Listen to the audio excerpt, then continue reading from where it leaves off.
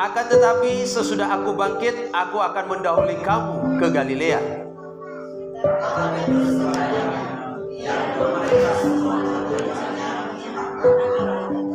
Lalu kata Yesus kepadanya, aku berkata kepadamu, sesungguhnya pada hari ini, malam ini juga, sebelum ayam berkokok 2 kali, engkau telah menyangkal aku 3 kali.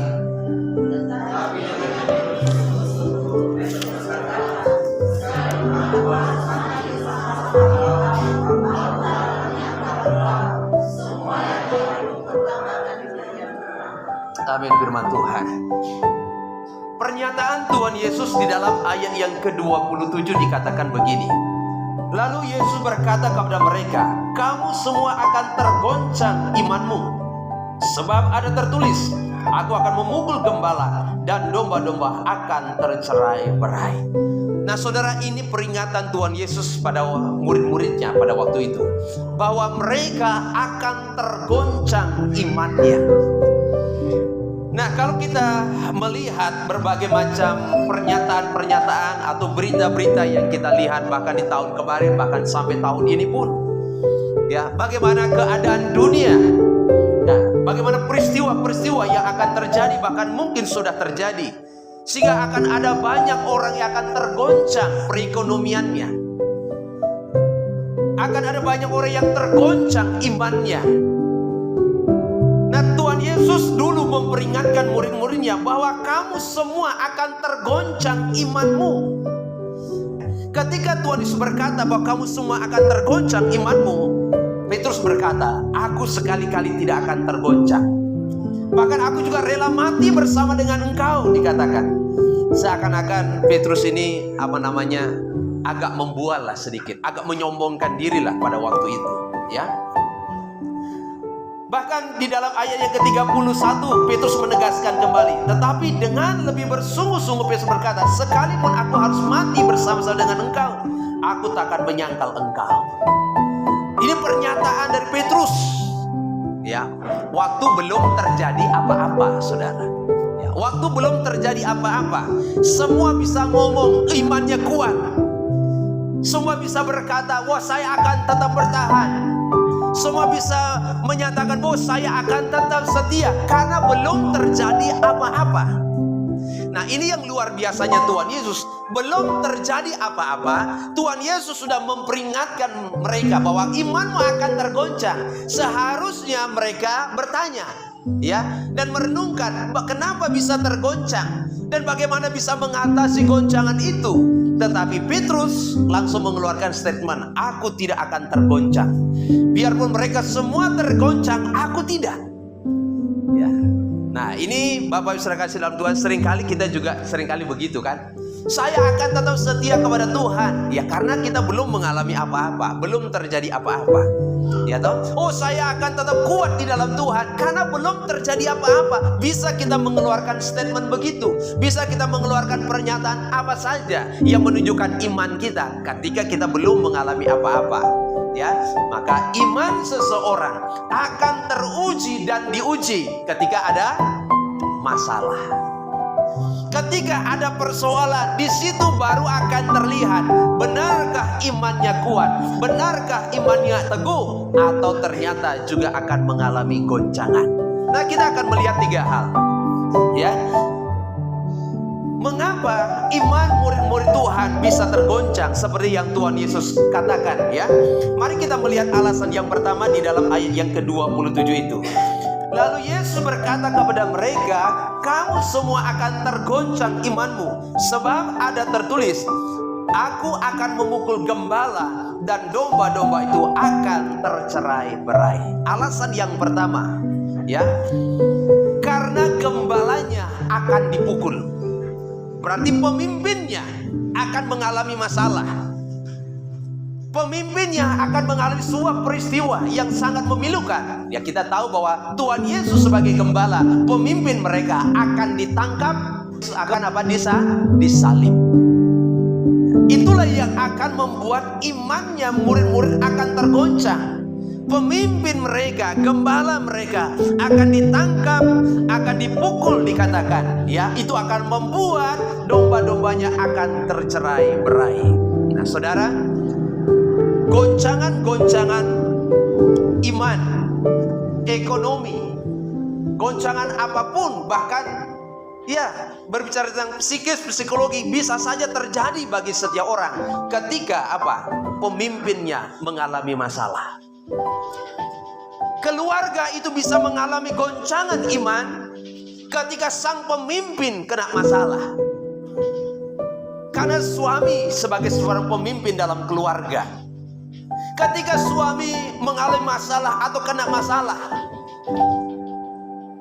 isi rumah tangga itu bisa mengalami goncangan. Betul apa tidak? Iya. Maka iblis seringkali mengincar pemimpin. Iblis seringkali mengincar kepala. Ketika kepalanya sudah berhasil digoyangkan, dijatuhkan, maka bawahnya otomatis akan terserah. Maka ini kita harus mengerti akan hal ini saudara. Ya, resesi ekonomi bisa saja terjadi bagi negara di mana saja ketika pemimpinnya salah dalam mengambil keputusan, salah dalam mengambil kebijakan, itu bisa terjadi resesi. Ya, kita melihat tahun 98 apa yang terjadi ketika pemimpin bangsa kita ya mau digugat, diruntuhkan, dan benar terjadi resesi saudara. Ketika pemimpin dipukul, pemimpin mengalami masalah, ke bawahnya otomatis akan terjadi goncangan yang luar biasa. Maka firman Tuhan mengajak kita, doakan pemimpin kita. Supaya apa? Pemimpin kita diberikan hati yang bijaksana oleh Tuhan. Pemimpin kita diberikan roh yang takut akan Tuhan, supaya mereka bisa mengambil kebijakan yang tepat. Tidak hanya memikirkan kelompok mereka, golongan mereka, tetapi benar-benar memikirkan kepentingan semua masyarakat. Kalau pemimpin kita salah mengambil keputusan, salah mengambil kebijakan, kita juga akan kena imbasnya. Pemimpin menaikkan harga BBM, yang susah siapa? Kita masyarakat yang kecil yang mengalami kesusahan. Betul apa tidak? Iya. Doakan supaya bangsa kita tetap ada dalam kendali Tuhan. Amin. Nah, kita masuk ke dalam lingkup yang lebih kecil. Jemaat akan bisa tercerai-berai, mengalami goncangan iman ketika gembalanya mengalami masalah. Banyak saudara hamba-hamba Tuhan kena masalah. Masalah amoral bisa saja terjadi sehingga domba-dombanya akhirnya tercerai-berai. Karena dia seorang pemimpin dianggap sebagai teladan. Ketika sebuah teladan, seorang teladan tidak lagi bisa dicontoh, tidak bisa lagi diikuti, maka jemaat atau domba-domba, benar yang dikatakan firman Tuhan, akan tercerai-berai. Itu akan membuat iman seseorang bisa tergoncang. Masuk ke dalam skop yang lebih kecil, dalam keluarga. Tadi saya katakan, seorang suami ketika terpukul atau mengalami pukulan yang berat, karena masalah yang berat, goncangan bisa terjadi dalam keluarga itu. Suami gagal, keluarga juga bisa berantakan. Berapa banyak rumah tangga yang akhirnya buyar. Kenapa? Karena seorang pemimpin dalam keluarganya mengalami masalah. Nah, saudara guys dalam Tuhan, ini yang perlu kita harus pelajari, renungkan, dan waspadai.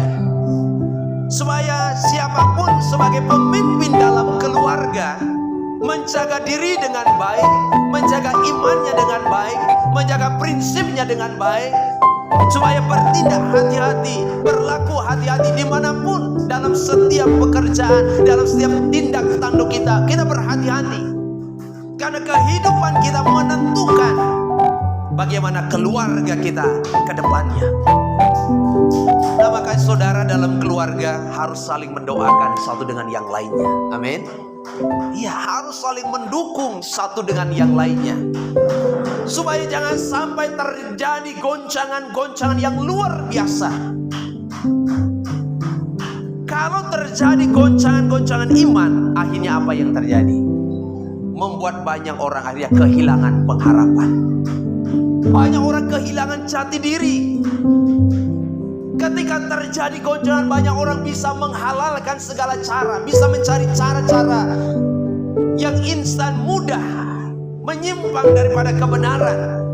Maka ini harus benar-benar kita waspadai, renungkan dengan baik. Ya, ada banyak orang kadang-kala mengalami masalah, lalu akhirnya tinggalkan Tuhan, tinggalkan gereja. Ya kan? Banyak orang lagi tidak setia lagi mencari Tuhan. Ya, maka kita harus berdoa di hadapan Tuhan, bergumul di hadapan Tuhan, meminta kekuatan supaya ketika terjadi sesuatu, iman kita akan tetap kuat. Iman kita akan tetap teguh, kita akan bisa mempertahankan iman, keyakinan kita untuk setia sampai akhir hidup kita, untuk tetap berdiri pada kebenaran, tidak kompromi dengan dunia, tidak berkompromi dengan jalan-jalan yang salah dan jalan-jalan yang keliru. Penyebab yang kedua adalah sebuah masalah yang sangat berat dan krisis yang sangat serius. Ketika Tuhan Yesus berkata, "Aku akan memukul gembala dan domba-domba akan tercerai-berai," Tuhan Yesus mau menggambarkan bahwa akan ada masalah yang berat yang akan menimpa dirinya, dan juga akan ada masalah yang akan menimpa murid-muridnya. Kemudian dalam ayat yang ke-28 dikatakan, "Sesudah aku bangkit, aku akan mendahului kamu ke Galilea." Ini berbicara bahwa Tuhan Yesus menegaskan bahwa dia benar-benar akan mati. Dia benar-benar akan mati. Dan Tuhan Yesus berkata bahwa sesudah aku bangkit akan mendahului kamu ke Galilea, bahwa Tuhan Yesus menunjukkan bahwa dalam waktu yang sementara mereka akan berpisah dengan gurunya, mereka akan berpisah dengan Yesus, saudara. Ini juga gambaran sebuah masalah yang sangat serius. Ya, itu akan membuat imannya, murid-muridnya juga akan mengalami goncangan. Nah, saudara, kalau murid-muridnya mengalami krisis kepemimpinan, saya dan saudara juga perlu mewaspadai, jangan sampai kita salah di dalam mencari sebuah contoh teladan hidup. Ya, karena ada banyak orang kadang-kala menggantungkan hidupnya kepada manusia, kepada orang. Ketika orang itu sudah tidak bisa lagi diandalkan, akhirnya goyah. Salah satu contohnya misalnya kita bekerja dengan orang lain. Ketika orang itu masih ada, dia bisa memimpin perusahaan dengan baik. Oh, kita aman, asal kita bekerja dengan baik, asal bekerja dengan sesuai dengan SOP. Oh, aman, ya, lancar. Tetapi ketika seorang pemimpin sudah kolaps atau tidak ada, akhirnya perusahaan itu bisa goyah, tidak jelas lagi, manajemennya tidak jelas lagi, pengaturan tidak jelas lagi, nasib karyawan bisa tergadai. Ya kan? Ada banyak kadang-kadang perusahaan-perusahaan yang kolaps, karyawannya otomatis di PHK. Otomatis mereka keluar dan mencari pekerjaan yang baru karena terjadi krisis. Bukankah seringkali ketika terjadi krisis keuangan dalam keluarga kita, kita merasa sepertinya lemah? Ketika yang terjadi kekurangan-kekurangan, kebutuhan-kebutuhan yang tidak tercukupi, kita seringkali merasa tidak berdaya. Betul apa tidak? Iya. Uang memang bukan segala-galanya. Betul ya? Uang memang bukan segala-galanya, tapi segala-galanya tidak akan pernah bisa kita lakukan kalau tanpa uang. Betul apa tidak? Ya. Uang tidak bisa membuat orang bahagia karena kita tidak bisa membeli kebahagiaan dengan uang. Tetapi percayalah, kita akan merasa bahagia kalau ada. Ini realistis. Uang memang tidak bisa membeli ketenangan. Betul? Tetapi Tetapi percayalah, kalau ada uang, hidup kita pasti akan merasa lebih. Iya.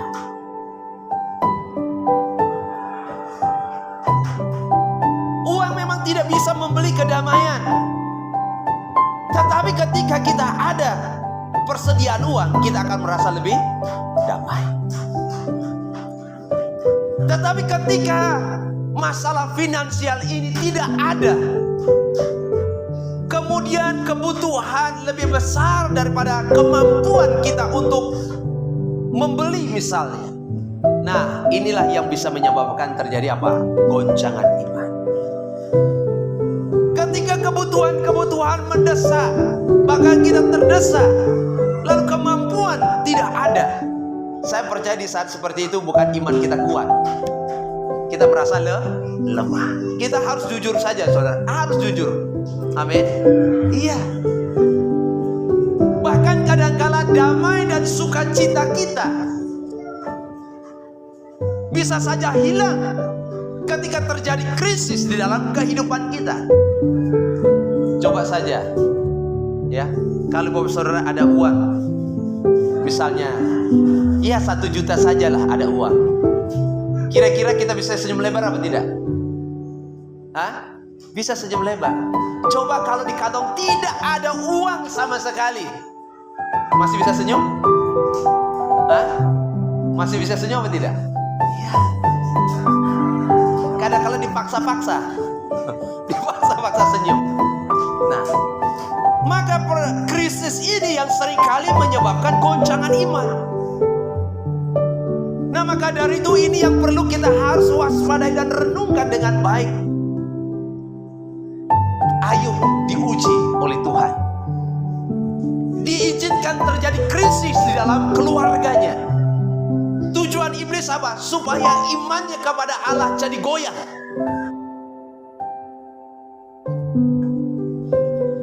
Ya. Diambil anak-anak yang dikasihinya, 10 anak-anaknya Ayub diambil karena terjadi musibah bencana. 10 anak-anak yang sedang melakukan pesta tertimbun, mati 10. Ternyata imannya Ayub belum goncang. Dia berkata, Tuhan yang memberi, Tuhan yang mengambil, terpujilah nama Tuhan. Masih bisa memuji Tuhan. Iblis masih berpikir, wah, 1-0. Ya, ya, 1-0. Iblis kosong. Kemudian diambil lagi semua harta kekayaannya, semuanya dihabiskan. Hanya dalam sekejap mata, semua harta kekayaannya habis lenyap. Karena ada orang yang menjarah, karena bencana, kambing dombanya dijarah, habis semua hartanya. Terjadi krisis ekonomi yang terjadi dalam kehidupannya Ayub. Ternyata imannya tidak tergoncang.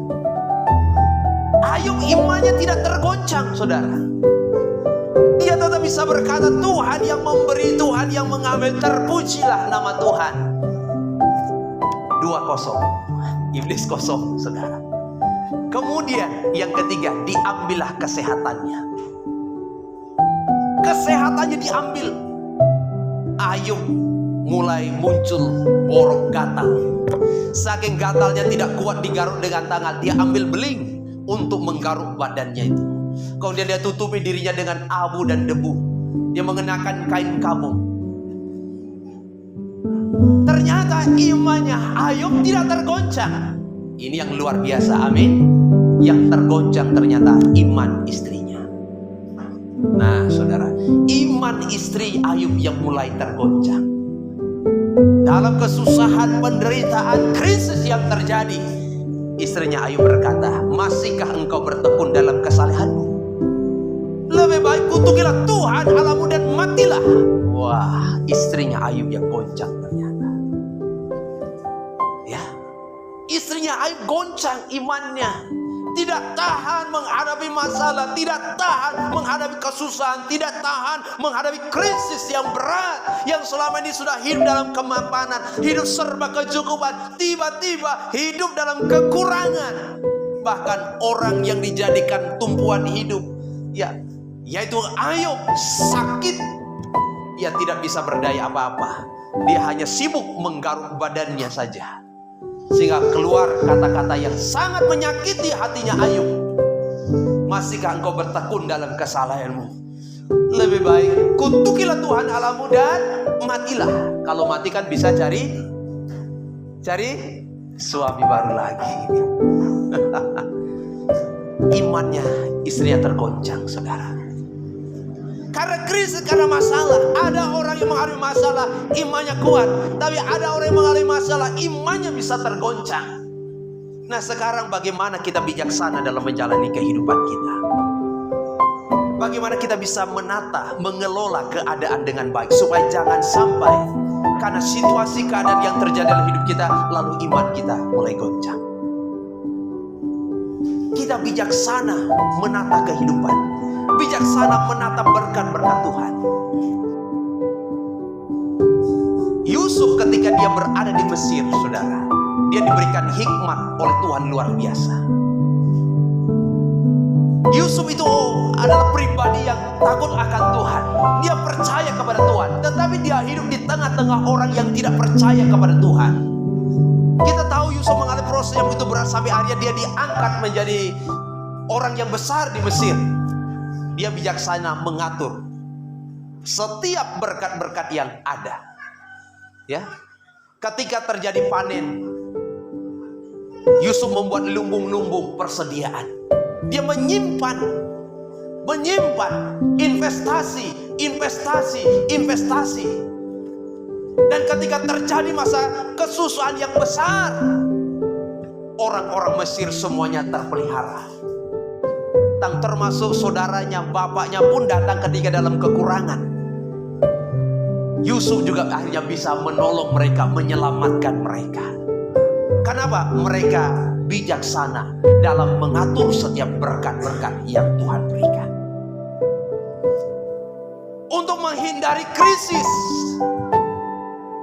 Nah, saudara yang kasih dalam Tuhan, sekali lagi, masalah krisis bisa membuat iman seseorang akan tergoncang. Maka dari itu waspadai. Ya, masalah itu bisa saja diizinkan Tuhan untuk menguji iman kita. Ya, penyebab masalah itu sekali lagi bisa diizinkan oleh Tuhan. Jadi masalah itu datang dari Tuhan. Krisis itu diizinkan oleh Tuhan untuk menguji iman setiap orang, untuk menguji kesetiaan setiap orang. Yang kedua, masalah itu bisa terjadi karena kesalahan kita sendiri. Kemudian masalah yang ketiga bisa terjadi karena apa? Pencobaan dari iblis. Nah, 3 hal ini yang perlu kita waspadai. Kalau kita ada masalah, masalah dari siapa? Karena siapa? Apakah masalah itu diizinkan Tuhan? Seperti yang terjadi dalam Ayub, dia tidak ada masalah, dia tidak buat masalah, tetapi Tuhan izinkan itu terjadi. Nah, di saat seperti itu, mintalah kekuatan supaya Tuhan menguatkan kita menghadapi semuanya itu. Kalau masalah itu terjadi karena kesalahan kita, ya bertobatlah. Perbaiki hidup, perbaiki cara hidup. Kalau masalah itu datang karena pekerjaan iblis, lawanlah dia dengan iman yang teguh, kata firman Tuhan. Ya. Nah, maka dari itu ketika saudara dan saya menghadapi masalah atau krisis dalam kehidupan kita, kekuatan kita itu hanya ada di dalam Tuhan. Ya. Jangan pernah mencoba menjauhkan diri dari Tuhan. Ketika kita menghadapi masalah, harusnya kita semakin membawa hidup kita semakin dekat dengan Tuhan, mencari Tuhan, mencari kehendak-Nya, bertanya kepada Tuhan, Tuhan, kenapa ini terjadi dalam kehidupan kita, kehidupan saya? Adakah sesuatu yang Tuhan mau kerjakan dalam kehidupan saya? Kita cari kehendak Tuhan, saudara. Bukan malah meninggalkan Tuhan, bukan malah menjauh dari kasih Tuhan, dari persekutuan dengan Tuhan. Kita harus cari Tuhan, mendekatkan diri kepada Tuhan. Ya, karena Tuhan sendiri memanggil kita, marilah kepadaku semua yang letih, lesu, dan beban berat. Kita datang membawa semua keadaan kita kepada Tuhan, mencari kehendak Tuhan, mencari pertolongan Tuhan, mencari jawaban daripada Tuhan, bahkan mencari pertolongan daripada Tuhan. Saudara, seperti yang saya sampaikan di menara doa kemarin, Salah satu contohnya yaitu tentang Elia. Ketika terjadi krisis, Elia tidak jauh dari Tuhan, tetapi dia mau hidup sesuai dengan pimpinan Tuhan. Dan dalam krisis-krisis yang sangat luar biasa terjadi, Elia tetap terpelihara. Bahkan cara Tuhan memelihara itu luar biasa. Amin. Tuhan pakai burung gagak memelihara Elia. Pagi dan petang membawakan roti dan daging. Mustahil kan? Tetapi bagi Tuhan tidak ada yang mustahil. Bagi Tuhan tidak ada yang mustahil. Dalam segala keadaan, peristiwa, masalah apapun yang terjadi, Tuhan sanggup menolong. Maka dari ketika kita mengalami masalah, mungkin iman kita tergoncang, mungkin iman kita lemah, kita harus dekat dengan Tuhan. Kita harus mencari Tuhan. Daud sendiri pernah mengalami krisis di dalam kehidupannya.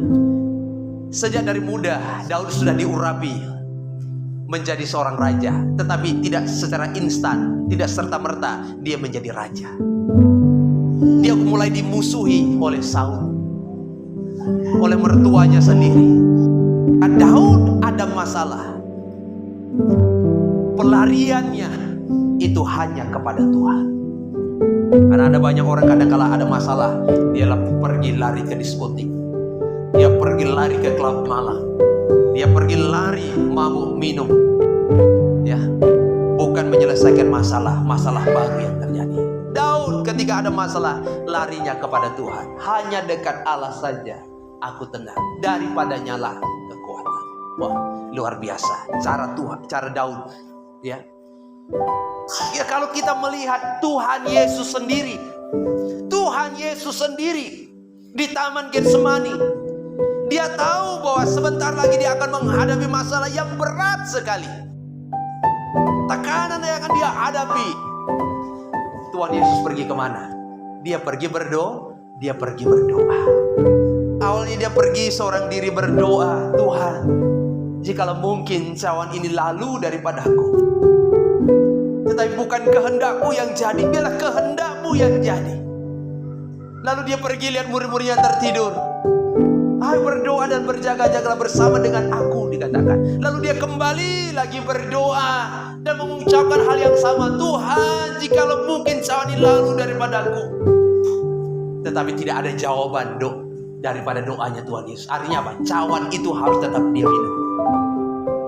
Masalah yang berat ketika dia hadapi oleh Tuhan Yesus, dia datang mencari siapa? Mencari Bapaknya. Dia datang mencari Tuhan. Bukan pergi sana sini keluyuran tidak jelas, tetapi dia datang mencari Tuhan. Nah, ini pelajaran yang sangat luar biasa. Ketika kita menghadapi masalah atau krisis apapun di dalam kehidupan kita, datang cari Tuhan. Amin. Datang cari Tuhan. Lebih baik kita duduk bersimpu di kaki Tuhan. Mungkin kata-kata kita tidak ada banyak yang keluar, mungkin hanya air mata yang keluar, tetapi Tuhan bisa mengerti tetesan air mata. Tuhan bisa mengerti kedalaman hati kita, pergumulan kita, masalah yang kita hadapi, beban-beban hidup yang kita hadapi. Ketika kita datang cari Tuhan, Tuhan tahu, Tuhan mengerti. Dan Tuhan juga yang sanggup menolong kita dan memberikan kita kekuatan. Jangan biarkan kita terus mengalami masalah. Jangan biarkan kita terus mengalami krisis. Karena itu bisa membuat iman kita tergoncang. Kalau iman kita tergoncang, iblis akan bisa menyusup, merongrong hati kita, merongrong pikiran kita. Akhirnya kita ragu sama Tuhan. Kalau kita ada masalah jauh dari Tuhan, iblis yang akan masuk. Iblis bisa saja membujukkan kata-kata, tuh lihat kan, tidak ada gunanya ibadah. Toh kamu ibadah juga tetap ada masalah kan? Lebih tak usah ibadah, lebih ikut saya, lebih senang-senang jalani hidup aja. Hidup kita hanya satu kali saja kok. Jangan sia-siakan, lebih senang-senang sajalah. Ngapain cari Tuhan, ngapain ibadah? Toh hidup juga banyak masalah kan? Toh hidup juga banyak tekanan kan? Lebih ikut saya saja, senang-senang, happy, bebas tanpa aturan, tidak ada larangan. Iblis bisa menyusup masuk, merongrong iman kita. Hati-hati saudara. Sehingga membuat hati kita tawar jadinya. Ya, dia membuat hati kita tawar tentang Tuhan, tawar dengan kebenaran, tawar dengan gereja. Ini yang iblis mau. Nah makanya saudara, seringkali masalah-masalah bisa menjadi peluang untuk iblis merongrong iman kita, merongrong pengharapan kita, merongrong hati kita, merongrong pikiran kita. Maka ketika kita menghadapi masalah krisis apapun, sekali lagi saya katakan, cari Tuhan. Datang cari Tuhan. Tidak usah cari pendeta dulu, tidak usah cari yang lain dulu. Datang cari Tuhan dulu. Amin.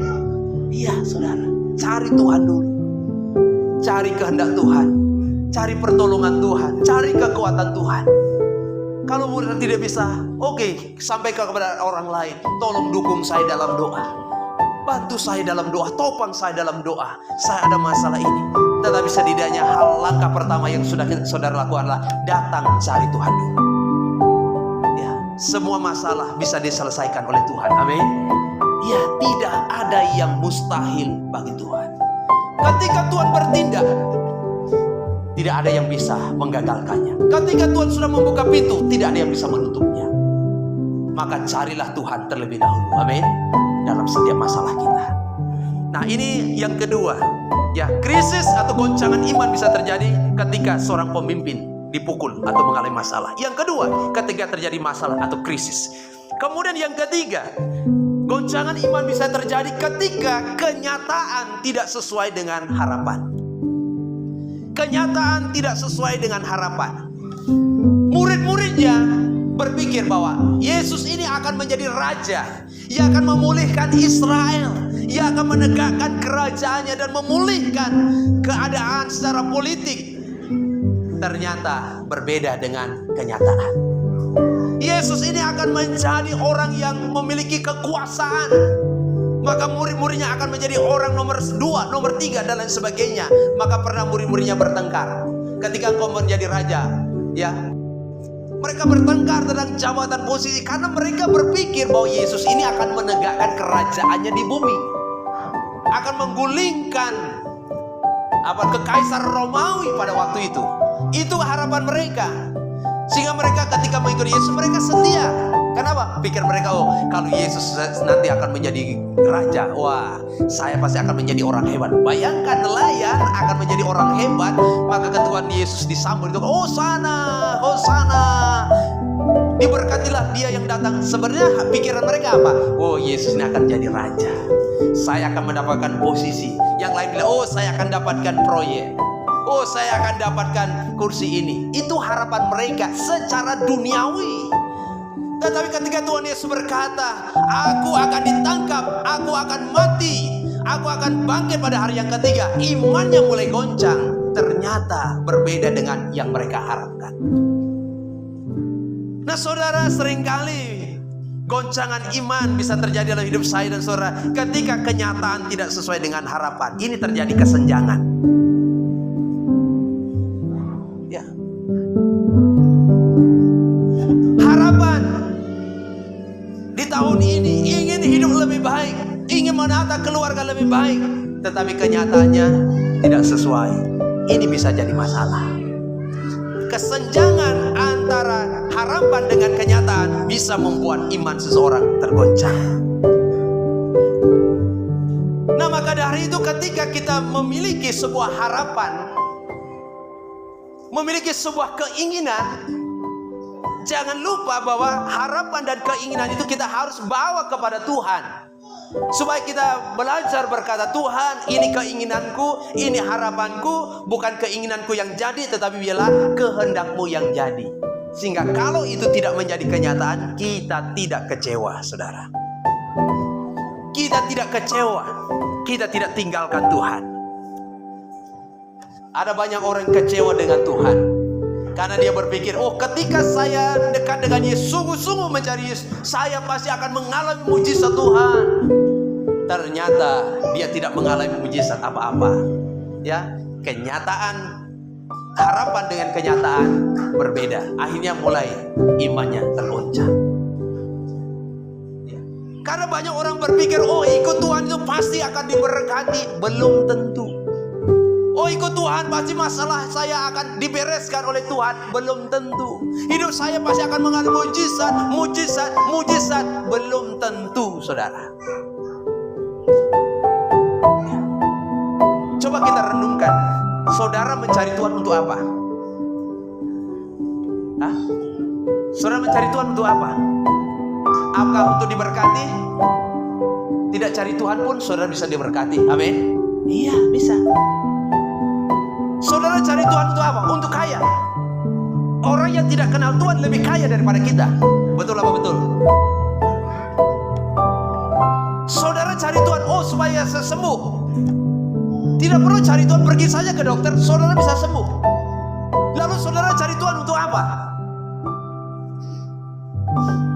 Untuk apa? Untuk diselamatkan oleh Tuhan. Amin. Kalau ini yang menjadi alasan kita, saya datang mencari Tuhan Yesus, ya, supaya saya benar-benar menikmati keselamatan yang sempurna. Hidup saya dibenarkan, hidup saya disucikan, sampai harinya hidup saya dimuliakan. Kalau ini yang menjadi alasan, motivasi kita mencari Tuhan, sembuh tidak sembuh tidak masalah, diberkati tidak diberkati tidak masalah. Kalau ini menjadi alasan kita. Amin. Iya, saudara.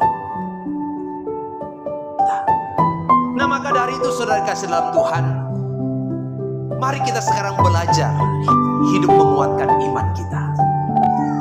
Setiap hari kita belajar meneguhkan iman dan pengharapan kita.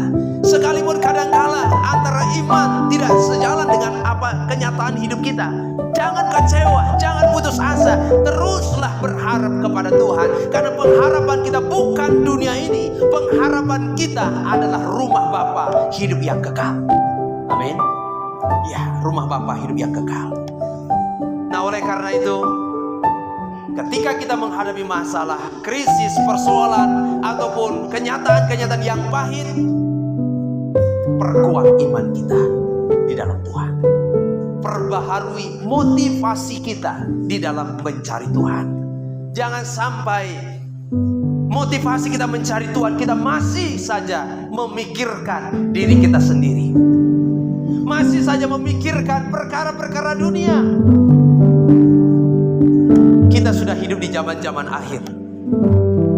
Kita sudah hidup di penghujung zaman. Iman kita harus kita perkuat. Keyakinan kita harus semakin kita perdalam. Pengharapan kita akan rumah Bapa harus lebih lagi kita rindukan daripada kita mengharapkan dunia ini. Amin. Pada akhirnya semua yang ada di dunia akan kita tinggalkan. Maka dari itu, jangan sampai ketika kita menghadapi masalah, kesulitan, iman kita lemah, iman kita tergoncang, dan kita tinggalkan Tuhan. Hari ini saya sudah sampaikan kebenaran firman Tuhan ini, supaya jangan sampai ketika banyak prediksi-prediksi yang terjadi di tahun ini, akhirnya iman kita tergoncang. Tetapi ketika firman Tuhan ini sudah saya sampaikan, sudah saya nyatakan kepada saudara, mari kita semakin kuat di dalam Tuhan. Kita semakin giat dalam mencari Tuhan, membangun keyakinan, iman yang benar, motivasi yang benar dalam mencari dan mengiring Tuhan. Amin. Kiranya Tuhan Yesus menolong, Tuhan Yesus memberkati kita semua. Tetaplah kuat, tetaplah setia apapun persoalan hidup yang kita hadapi.